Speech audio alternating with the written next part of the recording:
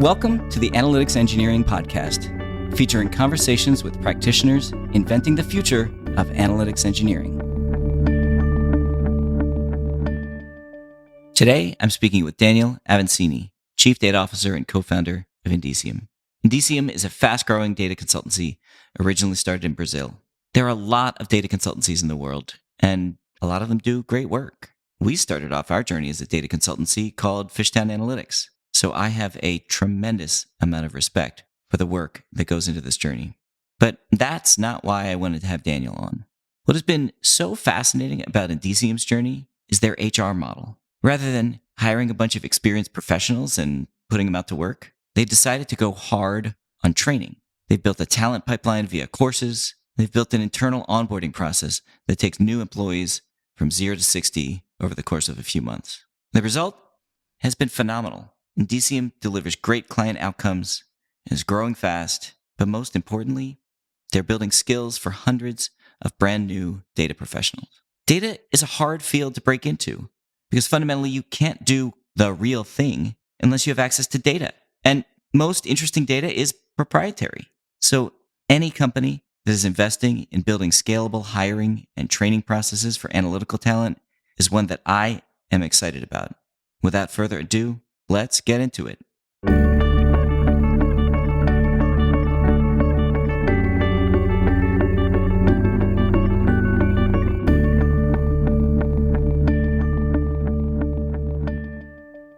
Daniel Avancini, welcome to the Analytics Engineering Podcast. Thanks. Great to be here. You and I have been trying to hang out for a little while, the last couple months, ever since Coalesce, and we have utterly failed to make it work. So I'm glad that we have an excuse to hang out in real time. Yeah, we've tried a few times, but made it work. Can you give a little bit of an introduction to you and to Indicium, and we will dig in much deeper, but just give the listeners a little bit of high level. So I'm a co-founder and CEO of Indicium. We're a data consultancy. Now we're based in New York, but we also have a presence in Latin America, in Brazil, where we started. We mostly focus on the modern data stack and modern data stack tools, and we've been helping enterprise companies implement modern data platforms and migrate to modern data stack tooling, including DBT for about 7 years. So we are a young company, but not that young in the modern data stack world. And we've started using DBT and understanding the value of analytics engineering at the beginning about 5-6 years ago. So I think we have a little bit of experience on all of these subjects that companies are struggling sometimes, or always with some challenges, right? When they're working with data now. Totally. So when we were hanging out, I have been kind of broadly familiar with Indicium for a little while, but I had not really gotten deep into the story. I did not realize how big you folks had gotten. Like, you have a really meaningfully sized team at this point. And I think that the story of how you've gotten there, like where the company came from, how you've grown, and including the fact that you started in Latin America and are now expanding internationally, I would just love to understand the journey, because I think it's a really unusual one. Yeah, even when we think about locally, we've started in a small city, not that small, mid-sized city in Brazil. It's called Florianópolis. It's kind of like a tech hub here, sort of like a San Francisco vibe, California. A lot of startups there, but definitely not let's say an enterprise data consultancy space, right? So when none of the founders, or let's say the early employees, had really an experience or a lot of networking on the data space. We had experience, let's say, using data, working with data, more in analytics side, but not really, let's say, work with Oracle or Microsoft, all the IBMs and all the traditional data consultancies that you can find in Sao Paulo or in Rio or in larger cities in Latin or in US, right? So we really started from the beginning. We started with smaller, mid-sized regional companies, really trying to find something that made sense. So we pivoted a lot in the beginning on how can we deliver value. You skipped a step. The step is like we wanted to start a company. Like, what was the original idea?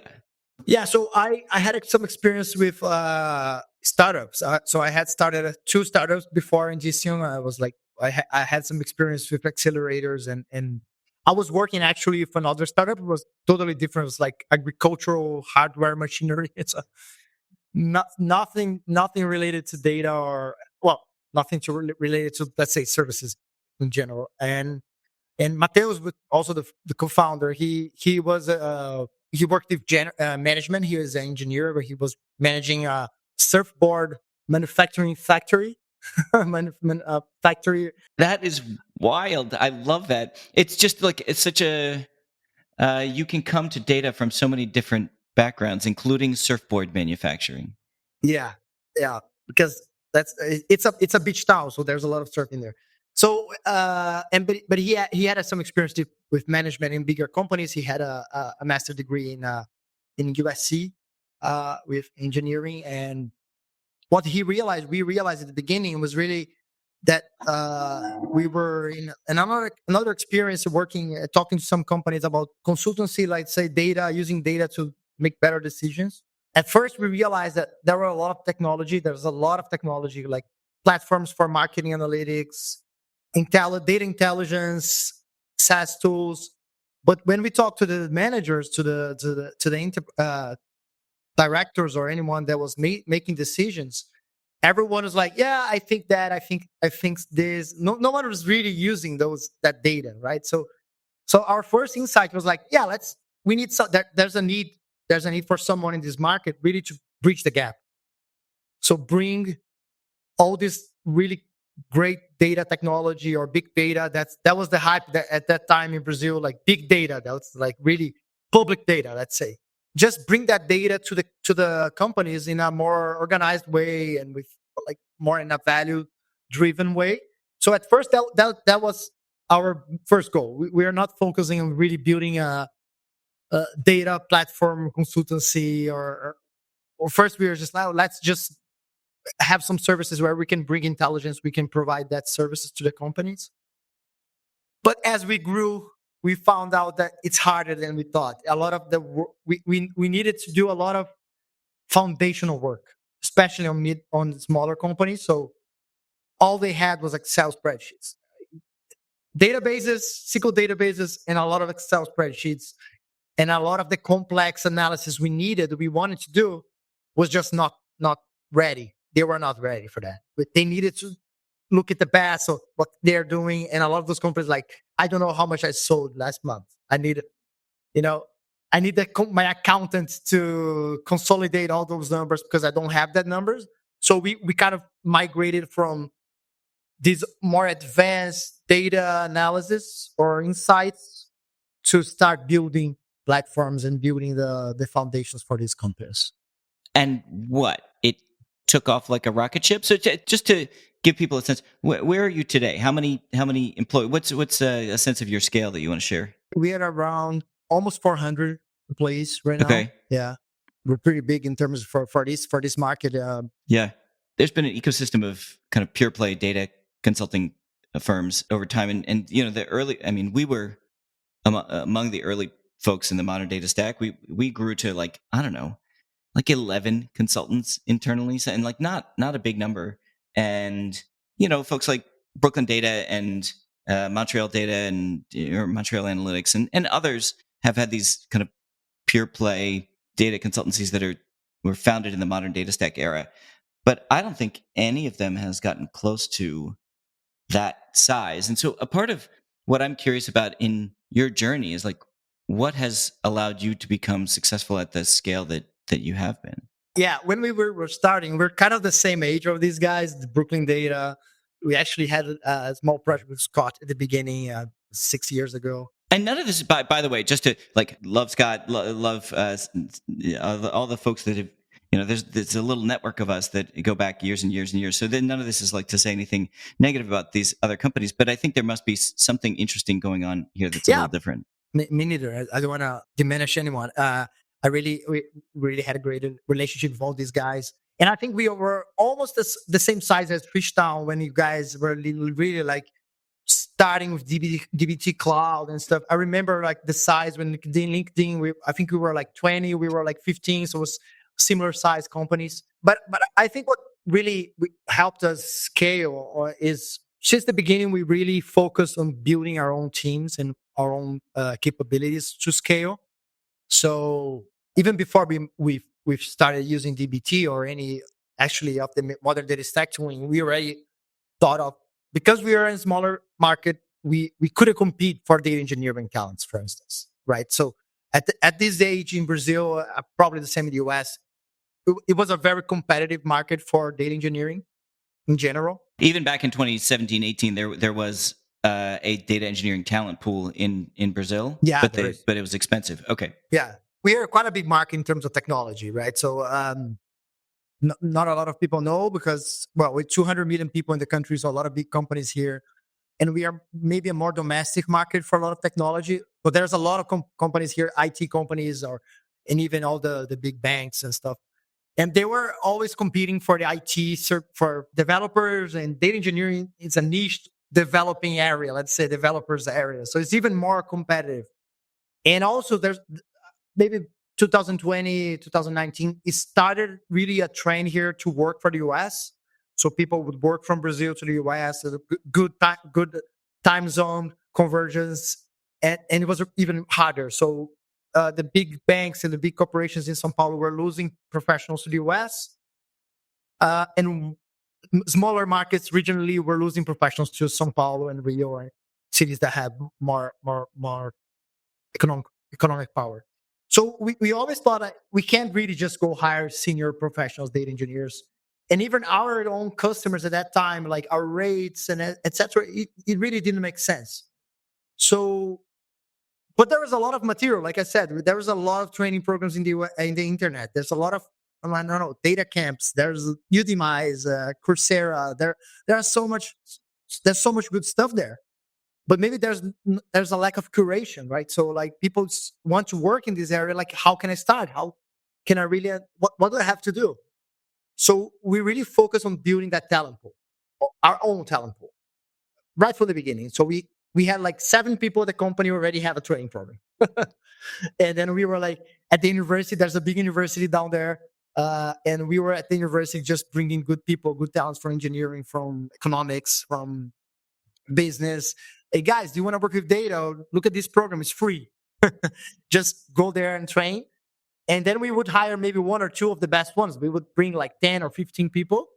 They would come to the program. We would hire the 2 or 3 best ones. That's how we kind of started. Oh, that's so interesting. So wait, you ran the program and you ran it for free as a feeder to, but I kind of assumed that you hired these folks and then trained them. But no, you had a program that you offered for free. Yeah, before we hired them, we were offering just like an extra kind of training program. Like, if you want, there's this program, and we're recruiting people to start the program. And we always had, let's say it wasn't huge, but we had some people there, enough for us at the beginning. So we didn't we didn't need to hire a lot of people. So that's how Academy started, our let's say training initiative. Do you still do this today? Do you still use the same hiring method? Now it's a bit different, and I can tell a little bit about that. Because so what happened then is we did the curation and we did the program. We had some people that left. We didn't pay anything, so it wasn't really clear how we would really get something from the program. But we had some good talents. The best ones survived. We hired them. But maybe 4 years ago, we were starting to grow faster, and we needed more people. We needed a more stable source of talent, let's say. So we did 2 different things on the past 6 years, let's say. First, we built our own analytics engineering course. That was 6 years ago. Since like we found DBT. I think after we found DBT and we realized like this is the way we grow, because we don't need to hire experienced data engineers. We can hire experienced marketing analysts, etc., and train them. It's such a consulting hack, right? I've been excited to hear your story because I think it is so parallel to our own story that we were doing a similar thing in that we were hiring people with no data experience. We were teaching them data. The big difference was that I assume there's an hourly rate difference between somebody that we were hiring who was, coming out of a US based undergrad institution and living here versus somebody that you were hiring. So you might have had the advantage that we had, which was DBT, and you didn't have to hire professional data engineers, but then you had the double benefit of the rate per hour. Yeah, but at that time we were really working for a Brazilian company, so it was. Oh, so that wasn't an advantage yet. Yeah, that was the cost of living. We're starting having international clients quite at the beginning of 2021, so about 5 years ago. Smaller companies, startups, etc. We had some clients in the US, but not our biggest growth driver. But what we found out was really like, okay, so DBT works. After a few months, we're like we can grow much faster because we can hire analysts in general. We can train anyone. We don't have. It's so hard to train Airflow and Spark. At that time, it was really like it wasn't even Databricks and stuff. It was like really more like complex Spark, SQL. So we're like, this is hard. We're gonna lose a lot of professionals. But if we use DBT, we can just teach these guys how to work with data analytics. And so I built the analytics engineering formation, our first like course. And what we did in this course that it wasn't only DBT. So we trained about semantic dimensional modeling, ETL. What's a database? A lot of foundational analytics work that we weren't seeing when we tried to hire people. They had Python, they had maybe a little bit of SQL, but everyone at that time wanted to be a data scientist. Everyone that would come to Indicium was like, yeah, I want to be a data scientist. But I mean, like, that's not the work. Like, for every data science, you're gonna find 30 data analytics engineers at the companies because that's so much more work with analytics. So we do the formation, we start selling this course section. So we still do. We have. Oh, is that right? Yeah, we had that course open to the market. We train our clients and also people that want to just study for the course. It's a live course now. We're recording it, but we've trained more than 1,000 people this course in the past 4 or 5 years. And a lot of those people, a lot of these talents we hired. So they would do the course, and then we're like, yeah, we have an open position. Do you want to work for us? And so we started really hiring from this course for the analytics engineering profession. And it really worked. And we still use the same course today for our own team. Everyone has to do the course so they understand what we do. And there's a practical exam. So they need to build their own data warehouse with DBT, everything by themselves, and we analyze what they've done. So it's really it's short, could be longer, but we had some troubles with getting it longer. People drop, but it's our first strategy, and it worked for analytics engineering. Sometimes when I talk to large kind of established consulting organizations, I will hear one of their pain points is we can't hire enough talent that has DBT expertise. And I understand why that would be true, because my best guess is that there's probably 1 million or so humans in the world that have used DBT pretty regularly. But that's, in the grand scheme of things, like not a big number. When you're a giant consulting organization, you have a huge, hiring pipeline and all this stuff. And so if you really want to build an at-scale practice that puts DBT at the center of it, it can work really well. But you have to really build the business model around it, because if you're expecting that you're just going to be able to go out and hire 50 people a quarter that have all extensive experience using DBT, like that may or may not be able to be true. Yeah. But I would argue DBT is not the only, I think every data practice, DBT is, of course, maybe a more specific one. But if you think about data science, about data engineering, all these other data professions, it's really hard because there's no undergrad. People don't graduate on Airflow engineering. Everything they use at work, they learn after they start working. And so the point is, like, you have to build a talent pipeline that teaches people how to do the stuff as opposed to expects it already exists.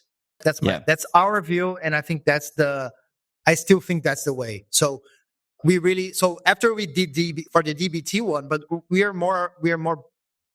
really focus on DBT in our clients. But for a lot of when we started working with enterprise clients, we understood here, especially in Brazil, a lot of the companies, they use, let's say, open source tooling, or they want to use more, let's say, low level infrastructure from AWS. So it's not, we can't really just use, let's say, SaaS tools for a lot of things. We have to build a lot of things for our clients. So we also needed a pretty strong data engineering practice and data analytics, and etc. So we also needed to train people in all of these careers. Wait, I totally agree with you. But before you keep moving, this is, I think, one of the things that people don't fully understand unless they've been through this journey. It is an unbelievable level of investment to do what you've done. Consulting businesses don't generally raise a ton of venture money. You don't have time to sit around in conference rooms and design training and all of this stuff. So like the fact that you have done all this it's like a real, one, it's a real strategic investment, but two, it's a real risk. If for some reason this doesn't work, like that's kind of a giant problem for Indicium, I would imagine.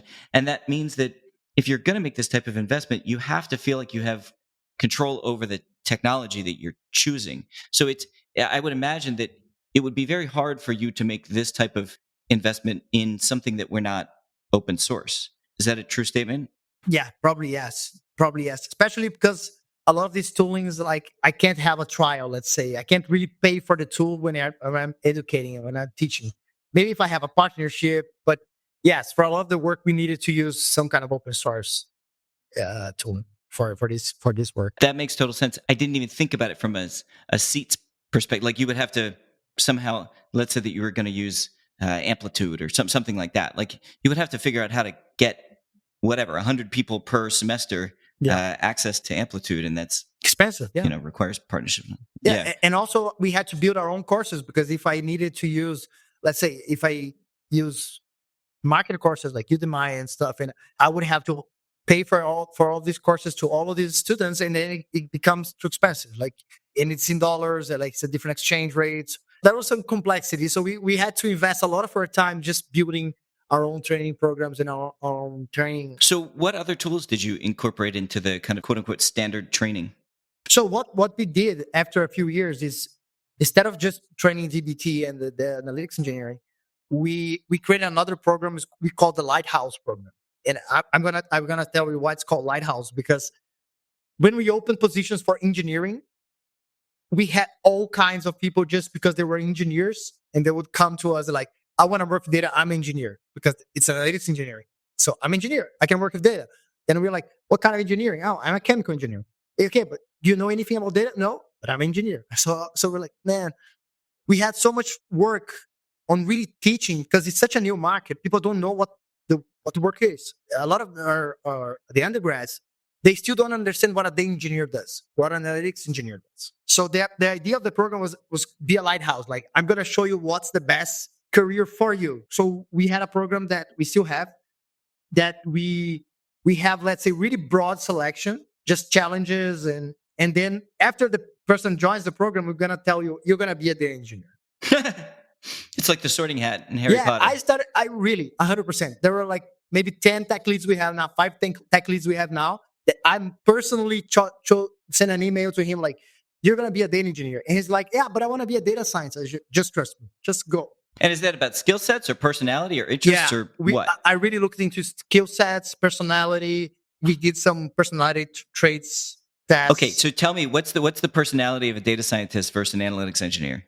Okay, that's a good one. So what I did on this, I look into being very innovative, like looking into innovation, new things. You want to build new things. It should have a spectrum between, I really want to build new things all the time, and I really want to build reliable things. So on the most side of the spectrum, the new things is I would bring data scientists, like experimenting, building new things. On the other side of the spectrum, data engineers. So I usually put the analytics engineers kind of in the middle. Like, I want to build stuff, but I also want to have reliable pipelines and stuff. And I want to build things that are closer to business. And I want to understand the value of what I'm building. But for a lot of, so I would have a Google Forms, and people need to answer. And I did put some points on the spectrum. So, and I would see if you're closer to 0, you're an engineer, and it doesn't matter like the scale, but it actually worked. Really, a lot of people that they were like, do you prefer to make something new but unstable, or do you prefer to have something that works every time? Just that question would filter the personalities for these professionals really well. That's so interesting. I really identify with that so much. I'd be curious to hear where you fall in the spectrum, but I am a deeply impatient person, and so I can't stay on one thing too long. So I both love developing pipelines, and I like to get them to a certain point, but then I'm like, okay, let me switch over to this other hat where I'm like trying to learn something about the business, and then I'm like, okay, I learned a couple things. I'm bored of that. Let me switch back over. And so having this like bimodality, I think, is what keeps me forever engaged in this work. Yeah, you should probably ask Mateus, my co-founder, because he always says the same thing. But I'm really closer to the data scientist when I build new things. Is that right? My background is in economics and statistics and data science. Our CTO is data engineer. He's a data engineer. He's really like, he's angry if something doesn't work. He's like, I need to fix this. And I also, of course, as a founder, right, we have to have a stable company. We can't just make new things all the time. But I've always liked, for instance, building these courses we have. So I would learn new things and trying DBT, trying this technology. So I'm really more into the innovation and trying new things type. And so I think similar. Okay, so you developed a course, you developed an ability to funnel people into what? Data scientist, data engineer, analytics engineer? Is that the dichotomy? So now we have data analysts, so more like the BI. It's like an analytics engineer, but with a deeper BI knowledge, analytics engineering proper, data science, AI engineering. We're adding to the mix, data engineering, and we are also adding some like more into a consultancy, like a data consultant career. We have all these tracks, and this program is now it's a 6 months program, so it's different from the other. I hope you're paying these people at this point. We are paying, yeah.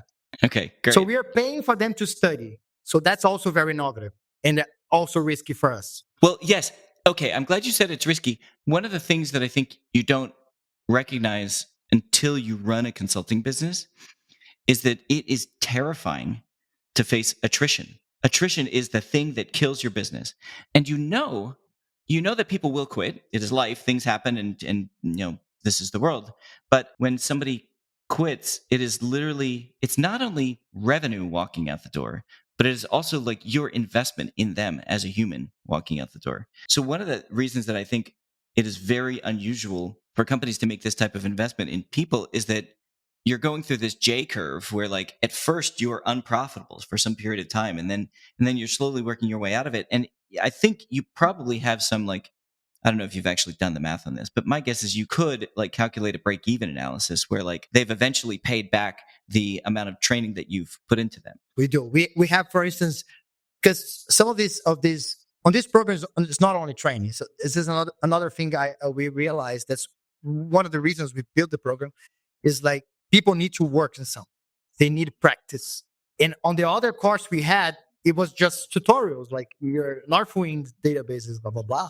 But we needed for people to have practice. It's really hard. So in this other program that we pay people, we put them in projects, internal projects sometimes, but sometimes we can also add them to external projects. And they're doing those projects at the same time that you're going through the training program? Yeah. So we have phases. So the first phase we call like the foundational phase is just learning. We teach them like databases, APIs, cloud computing, really things that it's basic for anyone that's working with data now, but not basic for someone that's coming from university or for career transition, something that they've never seen before. So then we call the theory or the data journey. That's where they train DBT or they train data engineering techniques. And then we gradually put them into projects, into real work. They can be a shadow of someone.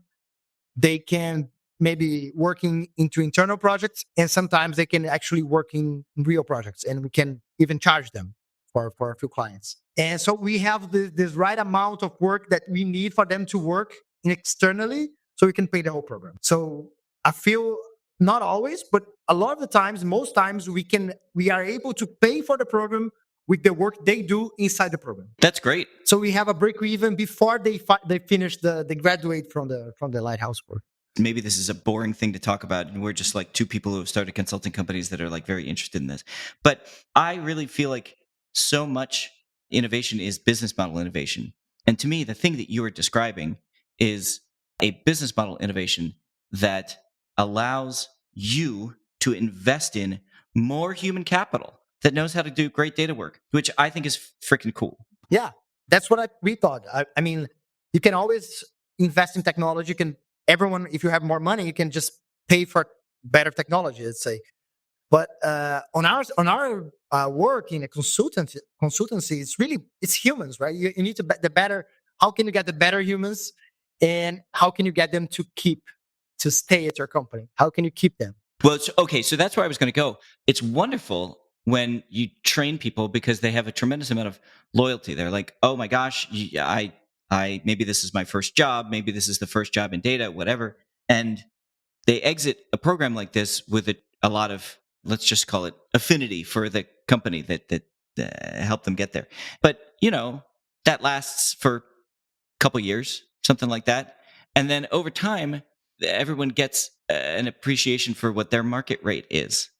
And the fact that like they have a set of experiences that are not just relevant in a local market, but also in a global market. And so you need not just a strategy for minting new data engineers or analytics engineers. You also need a strategy for keeping them and paying them well. And I hope I'm not poking at a sore point, but like I'm sure you've thought about this before.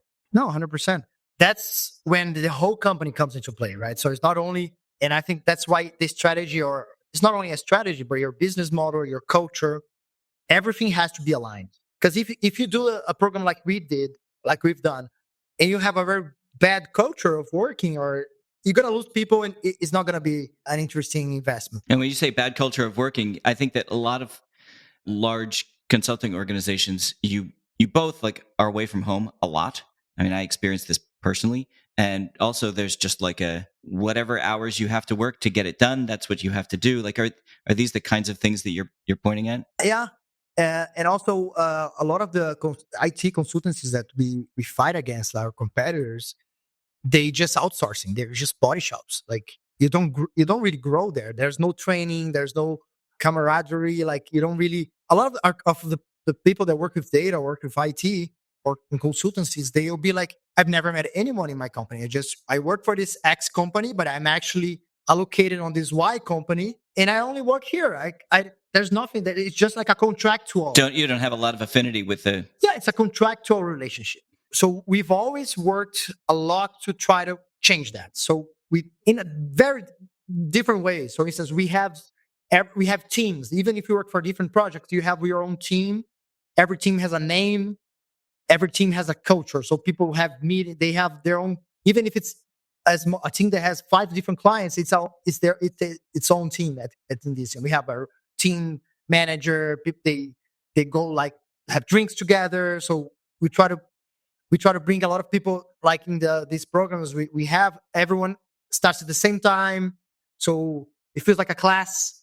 You have cohorts, yeah. So cool. I've worked a lot of cohorts and try to build cohorts and build some social structures, even though because we are 100% remote, so we need to build some. So you don't have an office? We have an office, but it's just you go if you want. Got it. And we have people all over the country. We have people in Europe. We have people in the US. So it's 100% remote. And we've been very intentional on how to create the social structures that you would find like in working for the office and working in a company that you work for your own company. You're not a consultancy. That it's challenging. But we've been successful. We have a very low attrition rate. If you compare to the market, we are like 6, 7, 8 times lower than a normal competitor in our attrition rate. That is an unbelievable competitive advantage. 6, 7 times. I mean, that is, you can build a business on that. And that's compared to Brazil, which has a lower attrition rate than the US. If you compare to the US, it's like 20 times lower than the US. I mean, famously, big consulting firms in the US, or at least I don't know whether this is still true, but at least when I joined, it was like quite, and this 20 years ago, it was quite transparent that like there was an up or out culture. You got promoted in a certain window or you were gone. And that was not a bug, that was a feature. That was like what they were trying to do. Yeah, we have to do something similar, of course. I mean, like, because it's such a dynamic market, we need to make, but we grow as a company, everyone grows. That's kind of the idea for us. Yep, Right? yep. It works because we grow all the time. Maybe if we stop growing, I don't know how it would work, but since we started, we've always managed to grow enough to keep people going up, and but we still have a much better retention. So if you think about the program, the Lighthouse program, after 3 years, we have more than 95% retention from the program. Like, people really stay. But what we try to do, and this is something we always tell our own employees, on people, is even when they start the company, we try to make the company as a school. Sometimes the idea that everyone that is at Indicium is going to grow faster. They're going to have a nice culture, but they also going to grow faster, not only in terms of, let's say, salaries, but as an engineer, as a data professional, because we are always in the frontier. We are always working with DBT Labs, understanding how can we be better in what we are doing. And that's why we've managed to get into so many big clients, enterprise clients in Brazil and US and Latin, because everyone is really good, because we're just learning all the time. People are just learning, studying, training. We have weekly training programs every week. Every Friday afternoon, there are training programs for new technologies. We bring people from the market. So we work a lot, like you said, it's a lot of investment. We had to do a lot of investment. So people just get stagnated and say, like, okay, but it's just normal work. I can work anywhere. Because it's the challenge for consultancies. Maybe this is my last kind of tangent question on the building a consulting business thing, and we can start to wrap on like your thoughts on trends and data and stuff like that. But in order to grow a consulting business, you have to grow your like presence with customers, and that is, I think, a little bit different than the way that it works in like a product company. By far and away, most of the consulting dollars to be had are in large organizations. Yeah, you can probably make a business on small and medium organizations if you want it to be a small consulting business, kind of like what we were doing. But if you want to really grow a big consulting business, you have to be able to sell to the enterprise. And you're probably going to have to do that via pretty senior level relationships. And one of the big competitive advantages of having a very large consulting organization is that you have these huge footprints of executive level relationships all over the place.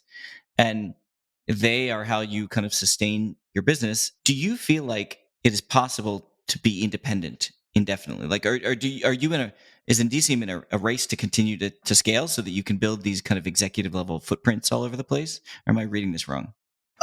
It's a really good question. I think we've came from not having any executive level relationships, really winning our way, building our own methodologies, and we got the first client, the first large one. Then we got some references, and we got to the second one.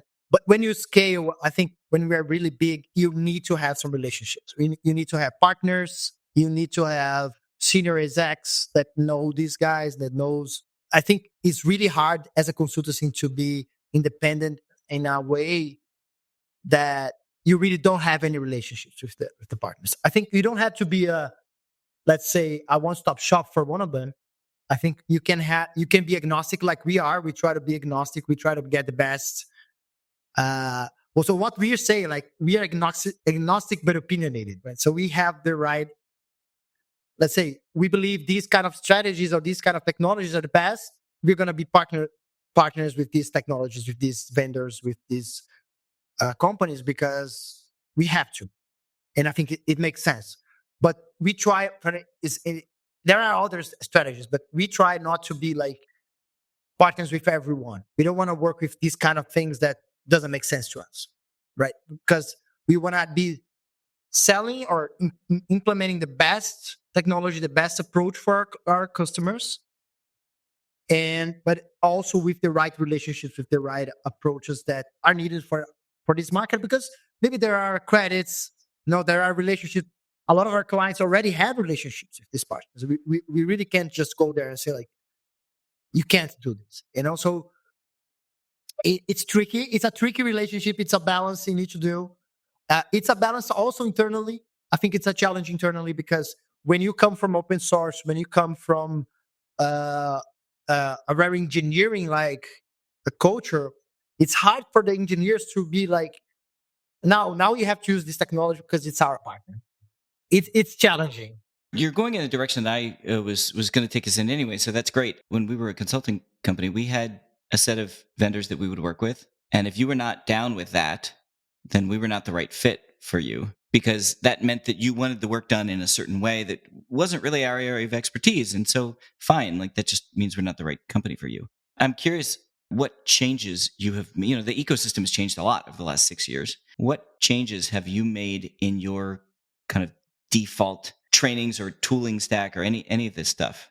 We didn't have to change a lot because a lot of the work Okay. of the technologies we work with, we were already working. So some of these partners we partner now, it's actually funny because there's a partner. I'm not gonna say names because the partners are a bit, let's say, they have their own feelings. But we had this partner that we had a lot of certifications because we invest a lot of certifications. We invest in our team to really understand what they're doing. We had a lot of work in customers, or if they're customers, but we didn't have a formal relationship because, like I said, it wasn't really how we managed to get these clients. So we got there through frameworks, through webinars, through really like doing the hard work of showing that we are good and getting the positions there. But we didn't go through the partners. And after a while, the partner came to us and said, like, guys, you are the number one partner for us, and we don't know you because they have these numbers, like the number of clients, the number of the revenue, the number of certifications, everything. We are the top in everything, but we didn't have a formal relationship. So we started having a formal relationship, but we didn't have to change how we worked because we were already using that technology because it was the right partner for us. So we've always tried to focus on the partners that are aligned of what we do in our expertise. So don't select a vendor because they're giving you a good kickback. No, essentially. I mean, unless, of course, there's another strategy. I think I'm not gonna say it's the wrong strategy. Sure. Yeah. We designed our own partner program, I don't know, 3-4 years ago. And there was this conversation internally, like, do we provide any kind of incentivization for partners to work with us? And I was kind of resistant to it because I was like, no, I just want people to work with us because we're the right tool. I think apparently it's like just kind of industry standard that there's like some small nominal amount. So we've ended up doing that. But yeah, I really believe that you should partner with a company because they're aligned with how you see the world and not because there's some discrete financial incentive. If you have it, it's better. But I think that Sure. shouldn't be the first condition for, or the first aspect of a relationship, the partnership. Because if you're looking into a partnership, you need, like, how can I bring something to the table? How can they bring something to the table? And I think on the long run, what I feel is, of course, we are approached by many partners, many vendors all the time, and I feel some vendors, like, if they're not going the right way, they're not trendy, etc. You're gonna die with them because a lot of these vendors, if you look into the data, I'm not gonna say names here, but a lot of the big cloud data warehouses or the on-premise data warehousing companies, they're still there, but you don't see them as of the future. Like, you're not gonna, if you partner with them because they give you a 10% kickback, okay, but what's the amount of money of the revenue? You're not gonna get any clients. It's so hard to get clients. Everyone is migrating from them, so you lose in other aspects. So yeah, and also in the team, also with the team. Well, that's true because it's hard to get people who are incentivized to think about the future when you're asking them to work on technologies of yesterday. Okay, so here's my last question for you. Very leading. I haven't prepped you for this, but I hope I know what your answer is going to be. I just published this past weekend my thoughts of 2024 and my predictions for 2025, and the thing that looms largest in my brain right now for what's happening in our ecosystem is the rise of open table formats and catalogs and specifically Iceberg, because I think that really Iceberg has had kind of a coming out party this year and is maybe not like completely won the standards war, but I think is well on its way to winning the standards war. So here's my question for you. I think there will be plenty of things that product vendors can do to make this easier to implement. But I think that ultimately, like it's a little bit more of a complex architecture to separate the ownership of files from the actual compute engine, and it's going to take a little bit more thinking and architecture and all this stuff. Are you folks ready to push on this? Because we're going to need everybody implementing Iceberg everywhere. Yeah, 100%. Yeah, we are. Yeah, I 100% align with this, Tristan. I think there's we get a lot of money from migrations. I have to be honest. Like, there's migrations all the time, but does it? I don't think it makes This sense. is like still on-prem to cloud type No, stuff? from cloud to cloud, for instance. Interesting. Yeah, Okay. on-prem to cloud, but even cloud to cloud, because it's still so hard to get access to your own data. Like, if you have data in one cloud vendor and you want to use another process platform, you need to migrate everything to another data lake because it's a different file format, because it's a different, or you have to pay egress fees. And there are so much, it's still hard. I mean, like, it's in the cloud. It should be easy. Every tool has its own JDBC, ODBC driver, etc. But when you look into the enterprise scale, it's still similar to what to the same work you've done migrating from Hadoop cluster to the cloud. It's a lot of work. Which is like a great way to make consulting dollars, but you're not actually driving a tremendous amount of business value. And so that's always very uncomfortable. You're not. And a lot of this work, you finalize the work and you say, like, yeah, so what the value we got? We had to look into numbers, and sometimes it's even more expensive than the last tool. It's like, there's I don't think there's a lot of value in migrations. It's not something that really, drives everyone to work with this kind of work. People want to have, like, they want to build data products. They want to be maybe using this data for Gen AI applications or really innovating.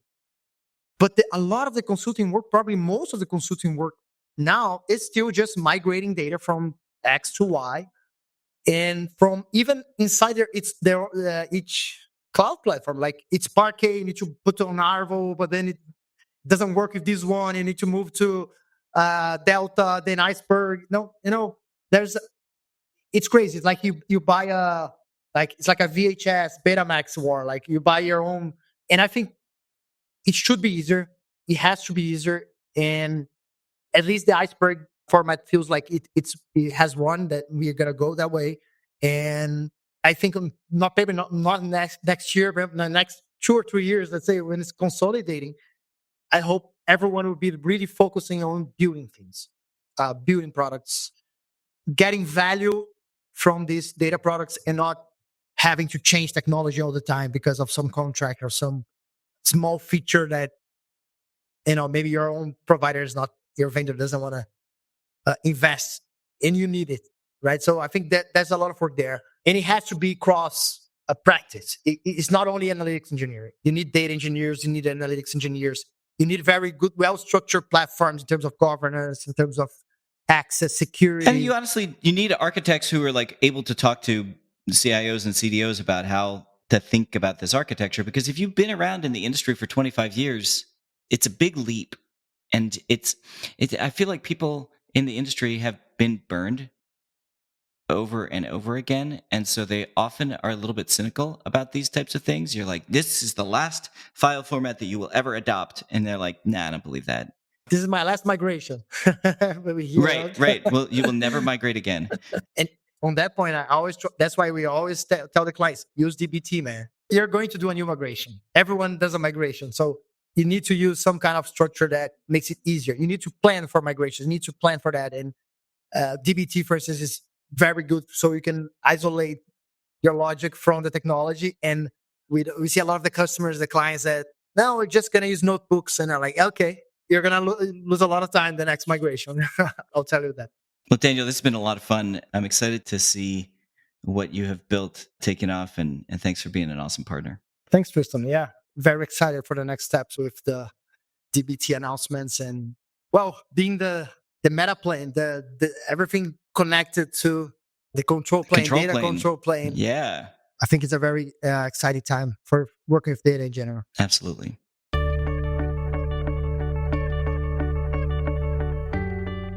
The Analytics Engineering Podcast is sponsored by DBT Labs. I'm your host, Tristan Handy. Email us at podcast@dbtlabs.com with comments and guest suggestions. Our producers are Jeff Fox and Dan Poppy. If you enjoyed the show, drop us a review or share with a friend. Thanks for listening.